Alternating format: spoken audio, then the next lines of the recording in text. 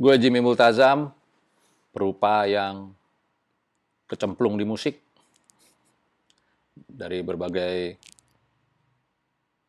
project ya, di Upstairs, Morfem, Jimmy Jazz, Morphoids, apa lagi. Padahal gue awalnya itu sebenarnya emang bukan dididik ya emang, tapi emang dibiasakan di seni rupa. Jadi gue besar dengan orang tua yang memberikan wahana permainan itu seni rupa. Kertas yang berhamburan, marker di mana-mana. Ya. Seperti itulah gue dulu waktu kecil. Dan gue justru mulai menyimak musik setelah abang gue mulai memutar-mutar Rolling Stones dan dia memainkannya dengan gitar akustiknya. Wah, musik seru juga ya gitu. Cuman gue emang belum tertarik untuk bermain musik dari kecil itu.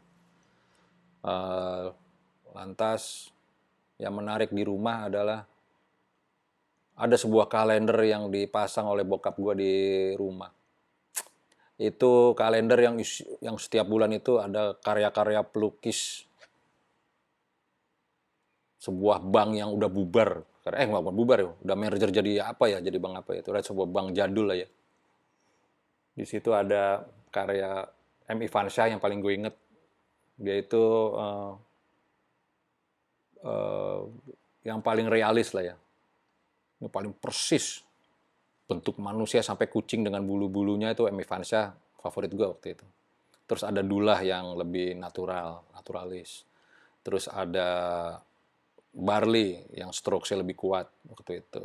Itu kecil gue ngeliat. Itu sampai kalender itu kan, kalau kalender itu kan dibalik Januari, dibalik ke belakang gitu ya. Terus gue pasti akan membuka semua bulan, terus menutupnya lagi gitu. Itu ritual gue yang menarik banget, dan gue berusaha untuk menjadi seperti mereka gitu. Walaupun sebenarnya gue lebih banyak mengkonsumsi komik-komik Indonesia pada awal.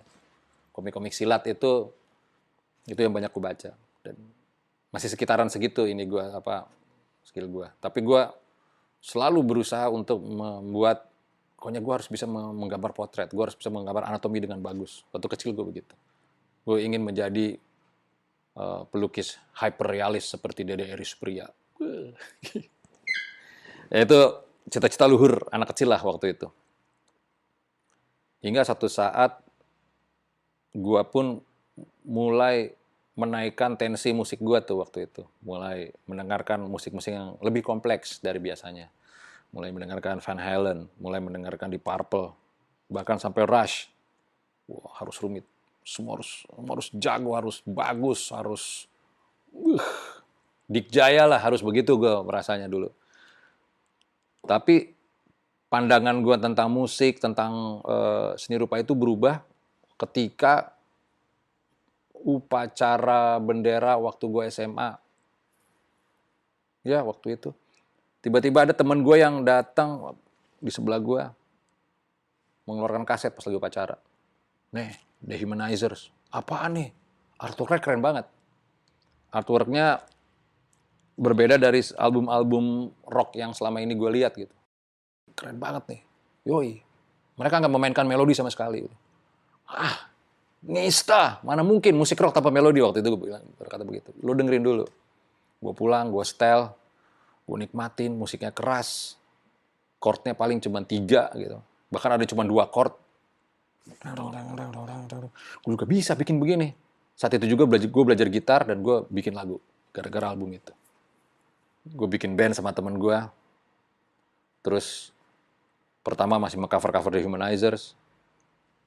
Minggu berikutnya patungan lagi, gue udah bawa lagu baru. Temen gue cuma bilang, gila kebelinger lo bikin lagu buat apaan. Tapi entah ya, waktu itu gue nggak berpikir apa-apa, gue cuma berpikir bikin karya lagu sendiri itu enak banget daripada kita mengulik lagu orang. Waktu itu gue udah berpikir seperti itu. Walaupun pada zaman itu pemikiran gue itu sangat nggak relevan lah dengan teman-teman. Banyak teman gue menganggap gue keblinger, lo gila lo udah keterlaluan waktu itu. Temen gue nggak peduli waktu itu. Di seni rupa pun entah kenapa gue mendapatkan hal simpel-simpel lagi nih. gue mulai bertemu dengan karya-karya Kit Haring gitu. Terus gue mulai ketemu dengan Basquiat. Wah, cool banget ya waktu itu. Terus Raymond Pettibon lagi nih. Ini yang mengingatkan gue pada komik-komik silat gue zaman kecil nih. Tapi dengan teks-teks yang luar biasa gitu buat gue. Ini dia. Ini ada keterpukauan baru lah buat gue nih. Dengan simple-simple musik, simple-simple art gitu ya. Cuman bentuk-bentuk yang besar ini akhirnya membuat karya ini menjadi luar biasa buat gue. Wah, ini main yang baru. Akhirnya gue mendapatkan sesuatu di situ. Ternyata seni yang bagus itu bukan dilihat dari level skill-nya lagi. Justru dari komposisi mereka. Gitu. Mereka bisa memanfaatkan skill-skill yang mereka punya, mereka memanfaatkan rasa mereka, terus menjadi menampilkan pesan yang berbeda gitu. Bukan bisa dibilang kontennya lebih dahsyat daripada hyperrealis yang gue lihat waktu kecil nih. Waktu itu gue akhirnya berpikir seperti itu.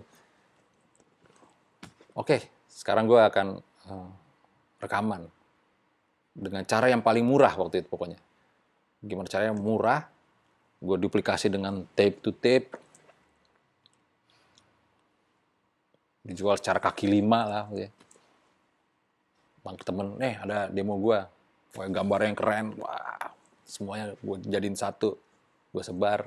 Nah ini dia mainan baru gue, ibaratnya gitu.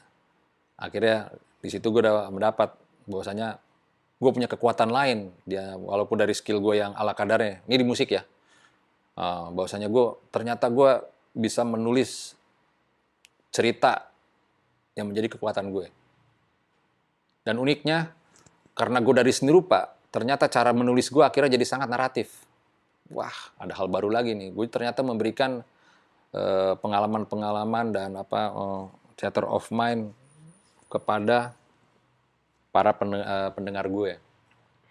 Wah, mau nggak mau, atau bisa juga gue sebut, gue udah melukis di kepala-kepala mereka. Wah, ini combo nih udah nih akhirnya nih.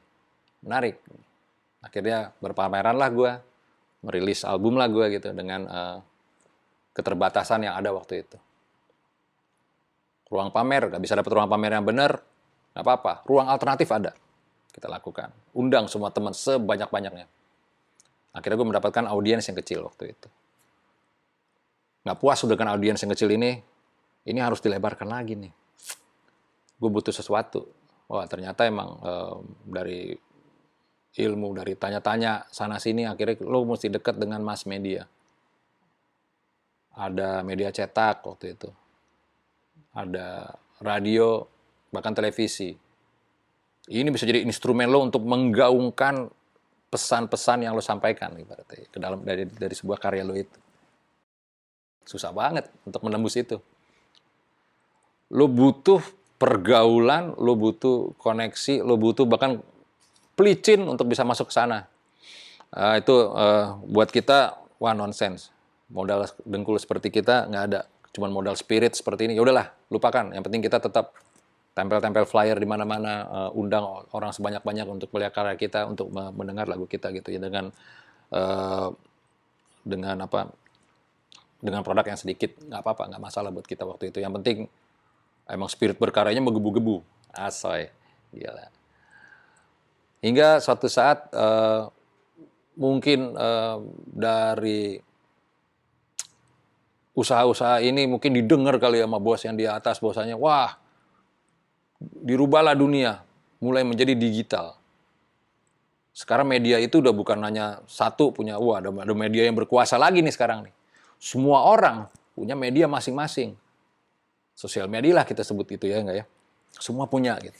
Semua punya mass media sendiri. Semua bisa menyiarkan unek-unek cerita mereka yang menjadi karya mereka gitu ya, dari hal yang remeh sampai karya yang bagus sekalipun.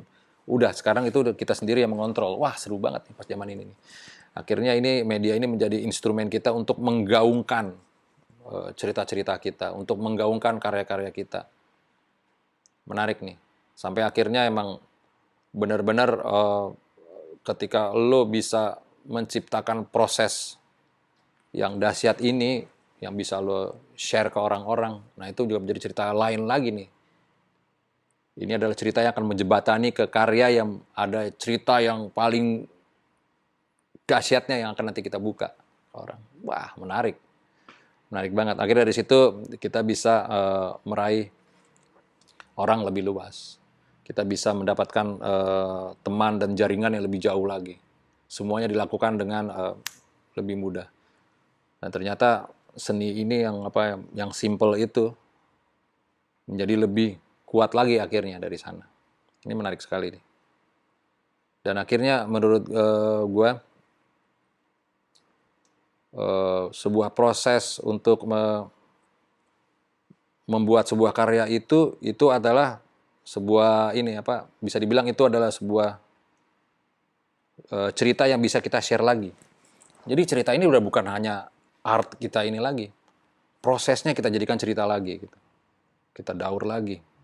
Hingga akhirnya gue berkesimpulan bahwasanya permainan dari proses menjadi karya hingga memainkan instrumen-instrumen penggema cerita dari karya tersebut, itulah akhirnya menjadi sebuah bentuk seni yang terbaru sekarang ini.